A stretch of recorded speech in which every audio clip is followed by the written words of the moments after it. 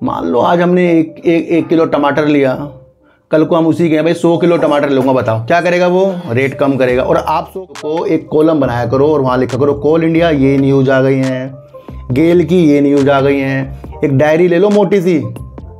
क्यों? क्योंकि गैसीकरण आज और कल में होने वाला काम तो है नहीं, सालों लग जाएंगे।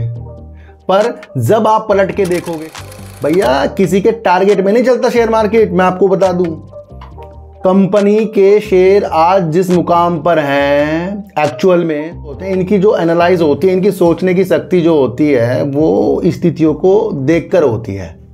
ये भापते हैं चीज़ों को कि देश में क्या क्या चीज़ें हो रही हैं। फ्यूचर ऑप्शन भी दे देगा, पैसा आपको इंट्राडे भी दे देगा, पैसा इक्विटी भी आपको दे के ही जाएगा। उसको मैनेज कैसे करते हैं ये आपको समझना है। ज़िंदगी में जब हम पैसा कमाते हैं, नौकरी से कमाए, बिजनेस से कमाए, अगर उस पैसों में से कुछ नहीं बचाया तो फिर जो भी हम काम कर रहे हैं एंड में जाकर वो बंदी होने वाला। क्या ख़राब चीज़ हमें अच्छा कर देगी? अच्छी चीज ही हमें अच्छा करके जाएगी।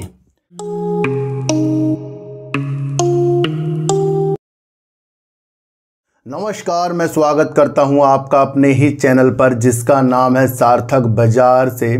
आज बात करेंगे सर स्टील सेक्टर पर क्या न्यूज़ आ रही है, टाटा स्टील पर क्या चीज़ें हो रही हैं और सरकार स्टील सेक्टर के साथ क्या चीज़ें करने वाली है, उसके बारे में बात करेंगे। कोल इंडिया क्या नई चीज़ करने वाली है उसके बारे में बात करेंगे।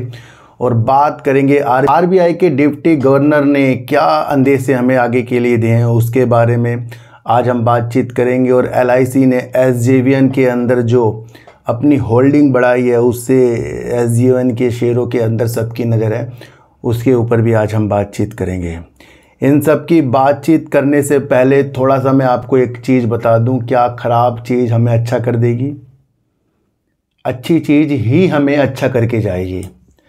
भी हमने कभी एग्ज़ाम दिए होंगे और जब भी हमने अपने जो क्वेश्चन हमें मिले हैं उसमें अगर हमने गलत जवाब दे दिए हैं तो क्या उसके नंबर हमें मिले?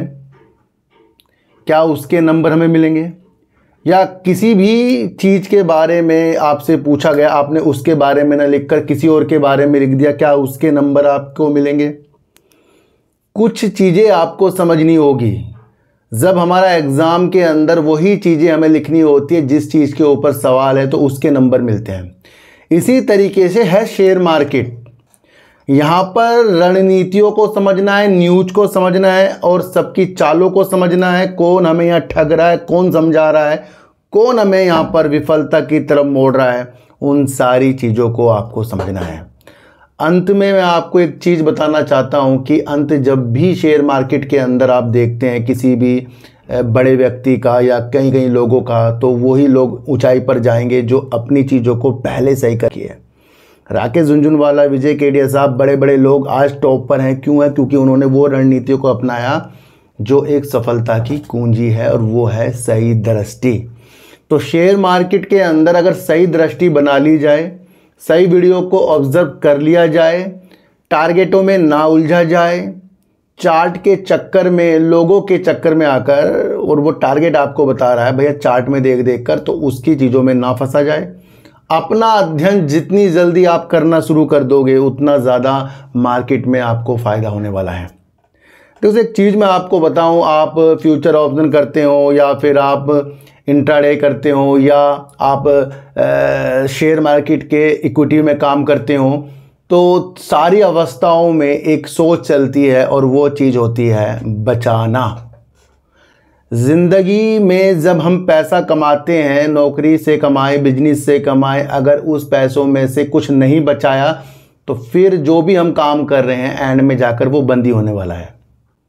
अपने खर्चे को सीमित कर जीवन में अपनी अभिलाषाओं को अलग तरीके से चीज़ों के साथ मोड़ना और पैसों को बचाना, तब जाकर आप अपनी लाइफ में सक्सेस हो जाएंगे। नहीं तो जितना पैसा कमा लो कुछ भी हासिल होने वाला नहीं। इसी तरीके से है शेयर मार्केट।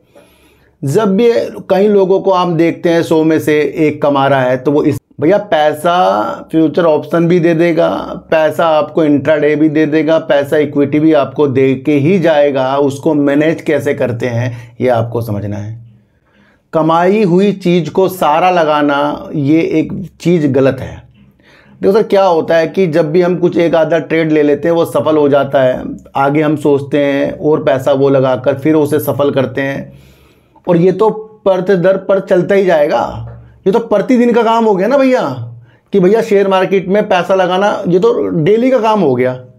तो कभी तो ऐसा मोड़ आएगा कि हमारा कुछ ना कुछ चीज़ें गलत हो जाएंगी, तो उस गलत निर्णय वाली चीज़ों को पहले सही करके चलना है। यानी जो हम कमाते जा रहे हैं उसमें से बचा बचा कर चलो। भैया 50,000 कमाए हैं, 10,000 साइड में रखते चलो। 10,000 कमाए हैं, 2,000 साइड में रखते चलो। 5,000 कमा रहे हो, 1,000 साइड में रखते चलो। भैया रखना पड़ेगा। यही वो आप इस चीज़ को समझ लें कि जो मैंने प्रॉफिट कमाया उसे दूसरे अकाउंट में ट्रांसफ़र कर दूं।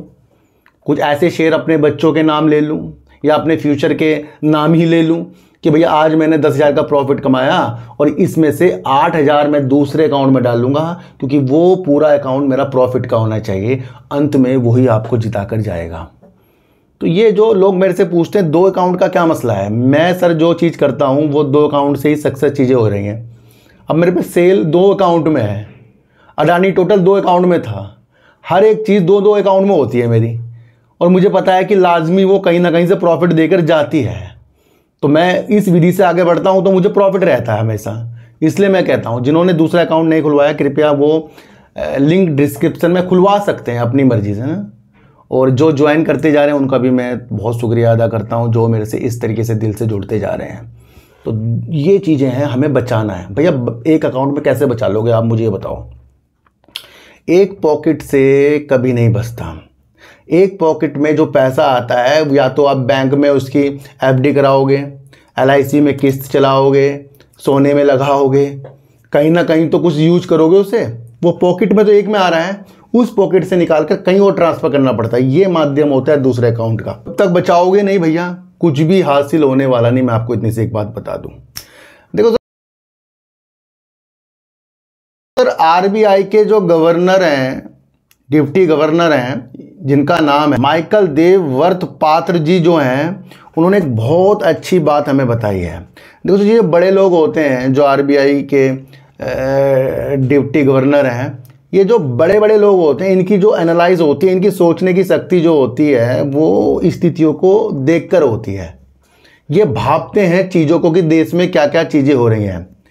इन्होंने एक अनुमान बताया है, और अनुमान इस तरीके से है क्योंकि ये अपनी अर्थव्यवस्था के लिए है।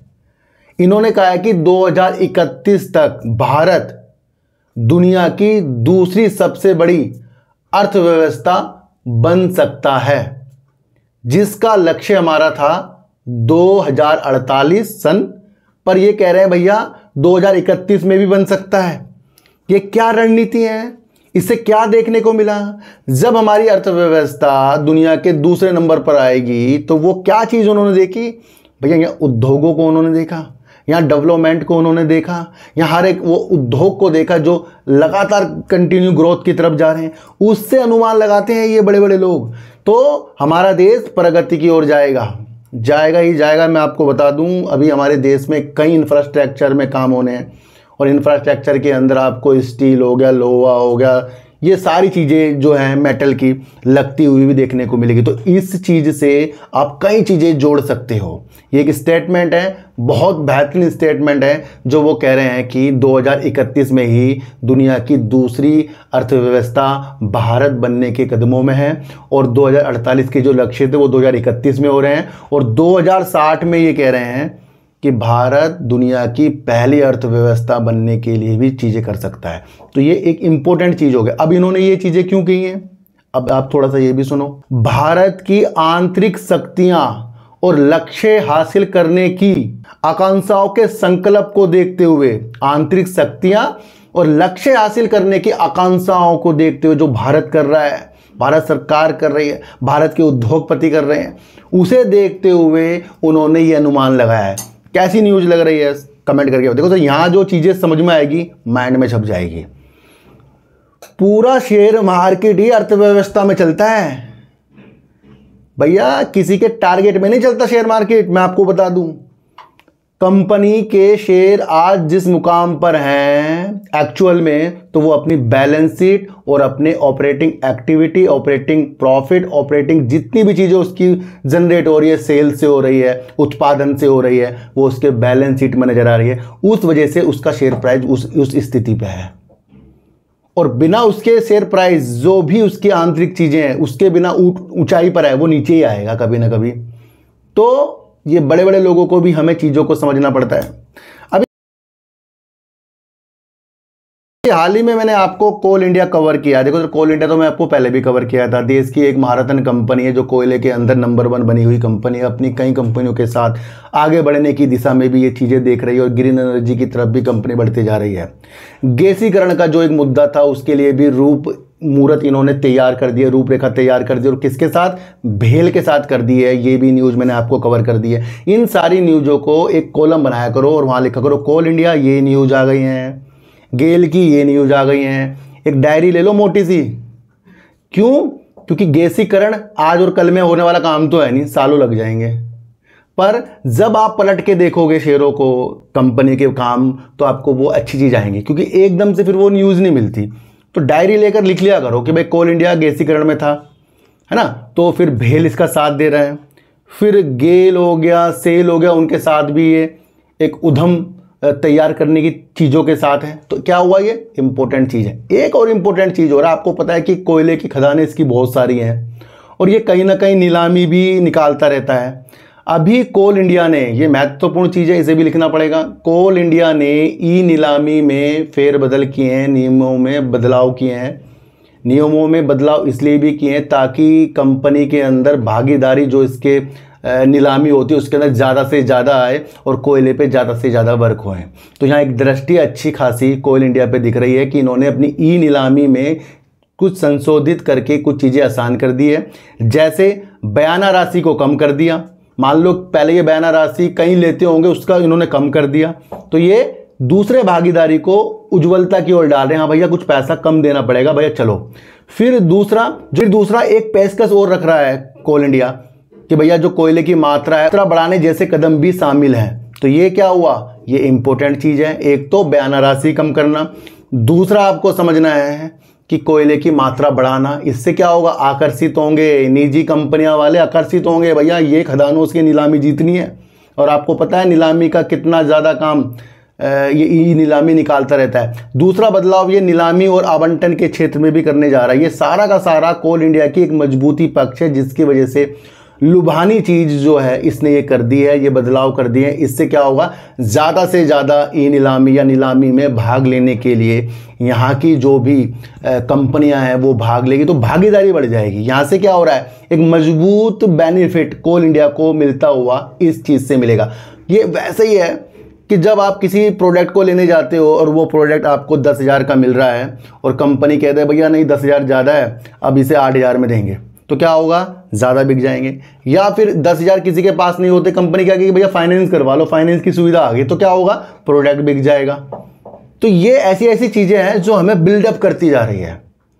आप सच में और मैं सच में भाग्यशाली हूँ कि हम आपस में हैं और हम समझ रहे हैं। हम किसी चीज़ को खरीदने की चेष्टा नहीं कर रहे हैं, हम मार्केट को समझ रहे हैं। और वो ज़्यादा से ज़्यादा प्रेरित इसलिए करता है जो आप कमेंट करते हो, वो इसलिए प्रेरित करता है क्योंकि आप काफ़ी लोग मुझे देख रहे हो, इसलिए सबके कमेंट करता हूँ। और मैं आपको एक चीज़ और बता दूँ सर, मैं रात तक तो कर ही देता हूँ ना, 1-2 बजे तक के कमेंट। उसके दिन में तो फिर मेरा अपना मेडिसिन का काम स्टार्ट हो जाता है, तो मुझे जो कमेंट फिर कभी मैं कहीं बैठता हूँ दिखते हैं तो मैं उसका जवाब दे देता हूँ। तो इसलिए रात को ही कमेंट कर दिया करें, और अगर कोई कमेंट करने से छूट जाए तो वो नई वीडियो में कर दे अगले दिन, फिर मैं उसका जवाब दे दूँ। तो कोल इंडिया यहाँ कैसा लग रहा है? बेस्ट लगना चाहिए मेरे हिसाब से। देखो तो एक चीज़ मैं आपको बताऊं, छोटी सी चीज़ समझना है, इससे आपको बहुत कुछ अच्छी चीज़ देखने को मिल जाएगी। मान लो यहाँ के उद्योगपति हैं, मान लो स्टील में वो वर्क करते हैं, मैं अलग तरीके से समझा रहा हूँ कि भाई अलग अलग कंपनियाँ, चाहे टाटा स्टील लगा लो, JSW स्टील लगा लो, या आपका कौन सी कंपनी है, सेल लगा लो। ये क्या करते हैं? अपनी स्टील की निर्माण करने के लिए कोकिंग कोयला जो होता है, कोल होता है, वो बाहर से आयात करते हैं और ज़्यादा से ज़्यादा करते हैं। नंबर 1 पर ऑस्ट्रेलिया जो है वहाँ से हम ज़्यादा आयात करते हैं कोयला। और दूसरा कौन है? अमेरिका है। और तीसरा कौन है? कनाडा है। तो हम क्या करते हैं, विदेशों के खनिकों से इस तरीके से यहाँ पर कोकिंग कोल जो है आयात करते हैं। और इनमें से ज़्यादातर देखने को आपको मिलेगा सेल और जिंदल स्टीनलेस अपने व्यक्तिगत तौर पर इस तरीके से वहाँ से कोयला यानी कि कोकिंग कोल जो है आयात करते हैं। पारंपरिक जो तरीके इस्पात बनाने के हैं वो भट्टियों के द्वारा वहाँ पर ज़्यादा से ज़्यादा कोकिंग कोयला जो होता है उसे जलाया जाता है, तो उसकी डिमांड ज़्यादा है। और यहाँ से जब हम बाहर से मंगाएंगे तो यहाँ का पैसा बाहर जा रहा है। अब चीज़ों को समझना, आप यहाँ पर कुछ ये चीज़ समझ में आ गई ना। अब दोबारा समझना कि सरकार को एक चीज़ समझ में आई कि स्टील को बढ़ावा देने के लिए, तो जब तभी तो बढ़ावा होगा जब उसका निर्माण होगा। और निर्माण कब होगा? जब कोकिंग कोयला ज़्यादा से ज़्यादा भट्टियों में जलाया जाएगा, उससे जो चीज़ें होंगी उससे वो चीज़ें होंगी, बढ़ेगा वो। तो वो ज़्यादा से ज़्यादा आयात हो रहा है।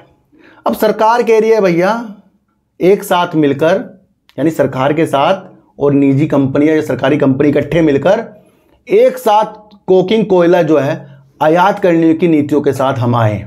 इससे क्या होगा? अब सरकार ने सोचा कि जब हम सब इकट्ठे मिलकर किसी एक चीज़ को मंगाएंगे तो उसका एक रेट भी निर्धारित करेंगे। भैया रामू अलग मंगा रहा है, सामू अलग मंगा रहा है, महेश अलग मंगा रहा है, ये अपने व्यक्तिगत तौर पर वहाँ बातचीत कर रहे हैं। इससे क्या हो रहा है? सीमित लाभ हो रहा है। हमें बातों को समझना, सीमित लाभ हो रहा है, सबको अलग अलग लाभ हो रहा है वो, लेकिन कम कम हो रहा है। पर अगर हम ज़्यादा से ज़्यादा आयात करेंगे और उसके अंदर सरकार भी इन्वॉल्व होगी और ऐसा एक संघ बना दिया जाएगा जहां पर निजी कंपनियां, सरकारी कंपनियां मिलकर कोकिंग कोल जो आयात करेंगे, ये एक ऐसी रणनीति दिखा रहा है जिसके तहत कोकिंग कोयले के आयात में जो मूल्य होता है, कीमत होता है ना, उस पर भी निर्धारित होगा, वो भी कमी हो जाएगी। मान लो आज हमने एक किलो टमाटर लिया, कल को हम उसी के भाई 100 किलो टमाटर लूँगा, बताओ क्या करेगा वो? रेट कम करेगा। और आप 100 किलो ले रहे हैं तो आप क्या कहोगे? भैया रेट कम कर। समझ रहे हो ये कितनी महत्वपूर्ण बात है? और ये इसलिए है स्टील का जो यहाँ पर बढ़ती मांग हो रही है। इस्पात सचिव कौन है हमारे? नागेंद्र नाथ सिन्हा। उनकी चीज़ों के साथ ये सारी चीज़ें होंगी। मैं आपको एक चीज़ और बताऊं, जिंदल स्टील के एमडी ने ये भी कहा है कि सारी निजी कंपनियों के साथ मिलकर या कंपनियों के साथ मिलकर ये एक चुनौती साबित हो जाएगा कि भैया कैसे एक एक कंपनी को साथ लाएं। पर उन्होंने ये भी कहा है कि सरकार अगर साथ देगी तो वो इसके लिए एक संघ बनाएंगे और निजी कंपनियां सरकारी कंपनियों के एक साथ जोड़कर हम इस नीतियों में काम करेंगे। ये किस नीति के हिसाब से काम हो रहा है? एक राष्ट्रीय एक खरीद कोकिंग कोल नीति, ये एक नीति बनाई गई है सरकार के द्वारा। भैया ये न्यूज़ बहुत अलग है, समझो मेरी बात को। सेल अलग मंगा रहा था, जिंदल स्टील अलग मंगा रहा था। सरकार देख रही है भैया इकट्ठे मंगाएंगे तो मूल्य निर्धारित भी किया जाएगा, कीमतों में उतार चढ़ाव भी किया जाएगा, ज़्यादा से ज़्यादा भी मंगाया जाएगा। वित्त वर्ष 2023 में इस तरीके से कोकिंग कोल जो मंगाया गया था वो करीब 1.53 लाख करोड़ का मंगाया गया था वित्त वर्ष 2023 में, यानी कि ज़्यादा से ज़्यादा कोकिंग कोला आयात होता है 1.53 लाख करोड़। यही तो सरकार की नीतियाँ हैं भैया, इकट्ठे होकर मंगा लो इधर से। ये चीज़ ये बहुत इंपॉर्टेंट न्यूज़ है, बताएगा ही नहीं कोई आपको। 56.04 मिलियन टन तक वित्त वर्ष 2023 में हमने मंगाया, जो बैठता है 1.53 लाख करोड़। ये न्यूज़ बहुत कुछ कह रही है। इससे क्या होगा? इससे सेल को फ़ायदा होगा, जिंदल स्टील को फ़ायदा होगा, और जो उनको पहले सीमित लाभ होता है क्योंकि भैया वो अलग अलग मंगा रहे थे, अब इस नीति से उन्हें अच्छा लाभ होगा। ये कब लागू होता है इसमें आगे आगे चीज़ें आती रहेंगी, पर जब भी हमारे सामने कोई इस तरीके की न्यूज़ आती है उसको कवर करना, उसको आपको सुनना लाजमी अच्छा है, क्योंकि इससे ही अर्थव्यवस्था में भी असर पड़ता है इसका। तो पैसा बचाने के चक्कर में सरकार इस तरीके की चीज़ें कर रही है। कैसी न्यूज़ लग रही है आप मुझे बता देना। तो एसजेवीएन तो अभी हाल ही में आपको देखने को मिला कि तेजी में ही था, फिर एक न्यूज़ निकल कर आई कि LIC ने भी इसके अंदर स्टेक लिया है। पर उससे पहले मैंने एक वीडियो आपके लिए बनाई थी जहां मैंने SJVN के बारे में आपको अलग अलग रणनीतियों से चीज़ें भी बताई हैं। SJVN आपको पता है कि पूर्णतया जल विद्युत के साथ साथ आपको सोलर पवन हाइब्रिड में भी काम करता हुआ देखने को मिल रहा है। SJVN के बारे में एक महत्वपूर्ण चीज़ ये भी है कि IOC के साथ इसने दीर्घकालीन ग्रीन एनर्जी के लिए भी वर्क करा और IOC की तरफ से कहा गया था इसके पास अच्छा खासा पोर्टफोलियो है। वहाँ से इन कंपनियों के अंदर रौनकें बाहर थी। आपको चीज़ें समझनी है कि SJVN अभी तेज़ी के संकेतों में है। एक तो वो नवकरणीय ऊर्जा के तहत जो वर्क होंगे, जल विद्युत भी फोकस में ज़्यादा से ज़्यादा है। नेपाल में भी इनकी परियोजना है, इंडिया में भी इनकी परियोजना है। सारी रणनीतियों को आपको समझकर चलना है कि जल विद्युत आपको एक अच्छा खासा चीज़ें भी करके आगे दिखाएगा, जहां NHPC की भी कई परियोजना चल रही हैं। SJVN के अंदर एक न्यूज़ निकलकर जो आई जिसके अंदर सारे के सारे रिटेल निवेशक ज़्यादा खुश हुए हैं क्योंकि उन्हें लगता है कि LIC ने इसके अंदर अपने स्टेक को बढ़ाया। और वाकई अगर हम देखें तो कंपनी ने यानी कि LIC जो हमारे देश की एक बड़ी बीमाकृत कंपनी है और बड़ा एक ऐसा निवेशक भी है जो अधिकतर कंपनियों में निवेश भी करता है, चाहे वो अडानी ग्रुप हो, चाहे वो अन्य कंपनियां हो, चाहे वो SJVN हो, अधिकतर आपको देखने को मिलेगा LIC का वहाँ पर स्टेक आपको देखने को मिल सकता है। और एक चीज़ मैं आपको बताऊं कि LIC ने अपने स्टेक को बढ़ा 2.26% कर लिया है, जो इससे पहले 1.73% है। LIC अपना थोड़ा थोड़ा स्टेक बढ़ा रहा है। दोस्तों रणनीतियाँ समझना, अगर आपको लग रहा है SJVN का काम बेस्ट है तब अच्छा लगना चाहिए शेयर, और अगर आपको लग रहा है कि LIC ने स्टेक ले लिया मैं भी ले लूँ, ये नीति गलत होती है। LIC तो रुकता है 5 साल 10 साल 15 साल 20 साल, उसकी जो हम इंश्योरेंस कराते हैं उसकी 20-20 साल की चीज़ें होती हैं, पर डायरेक्शन सही होता है LIC का। ये चीज़ समझना आप। LIC जिसमें भी निवेश करेगा टीम बनाकर उसकी ये रिसर्च करते हैं, और अगर LIC ने चीज़ें की हैं तो वो पॉजिटिव होती है लॉन्ग टर्म के लिए। शॉर्ट टर्म में तो तेज़ी आ गई जितनी आनी थी आपको देखने को मिल गई। आगे भी बजट की स्थितियाँ वहाँ भी तेज़ी आपको देखने को कुछ चीज़ें मिल सकती हैं, पर कुछ भी चीज़ें कभी भी बदल जाएं तो हम सोचेंगे हमने तो LIC के चक्कर में लिया था, ये तो शेयर नीचे आ गया, क्या होगा, आप लॉस बुक कर लोगे। तो कभी भी किसी बड़े व्यक्ति या बड़े इन्वेस्टर या बड़ी कंपनी के द्वारा किसी पे अपना निवेश बढ़ाने की स्थितियों को पॉजिटिव इतना समझकर निवेश करना कि भैया उसने किया मैं करूँगा, तो ये घातक साबित होगा। कल को मैंने किसी कंपनी के शेयर ले लिए, आपको मैं भी वही लूँगा, आपके लिए घातक हो जाएगा। क्यों? क्योंकि मैं तो उसकी रणनीति आगे की तक बनाकर बैठा हूँ, आप उसकी रणनीति कल तक बनाकर बैठे हो। कल वाली चीज़ें नहीं चलती, मैं आपको बता दूँ। इसलिए मैं कह रहा हूँ अगर शेयर मार्केट में कमा रहे हो तो बचा लो, क्योंकि जो हम कमा रहे हैं वो भी हम लगा देते हैं, और जो हमारा मूलधन है वो भी हमारा लग जाता है, और जब मार्केट गिरती है हमारे पास पैसा ही नहीं बचता है। समझ रहे हो? ये एक ऐसी विधि बता रहा हूँ कि जब हम थोड़ा थोड़ा बचा कर चीज़ें आगे के लिए करते हैं तो हमारे पे एक एक्स्ट्रा मनी साइड में आ जाती है, वो भी शेयर मार्केट के अंदर से निकल कर आ जाती है। तो LIC ने अगर यहाँ पर स्टेक लिया है, ये है पॉजिटिव, दूर तक की दृष्टि बनाओ। LIC एक अच्छा खासा इस पे अपना फोकस कर रहा है, और अडानी ग्रुप में भी फोकस उसने कर रखा है।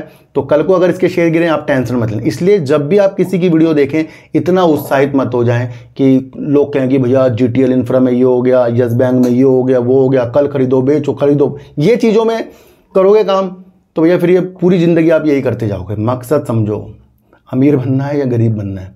गरीब बनना है तो ख़राब चीज़ों के पीछे पड़ जाओ, अमीर बनना है अच्छी चीज़ों के पीछे पड़ जाओ, और अच्छी चीज़ों के पीछे धैर्यता से पड़ा जाएगा, ये नहीं कि लालच की निगाहों से। क्योंकि जब इंसान की बुद्धि भ्रष्ट होती है तो वो अच्छे अच्छे शेयरों से भी लॉस बुक कर लेता है। तो सबसे पहले अपना काम माइंड को करिए। LIC ने SJVN में अपना स्टेक बढ़ाया, भैया कंपनी लाजवाब है SJVN, वो इंपॉर्टेंट चीज़ मैंने आपको बोला। किसी को खरीदने बेचने की चीज़ें नहीं बता रहा हूँ, मकसद समझाएं, मकसद के तरीके आगे बढ़ते जाएंगे।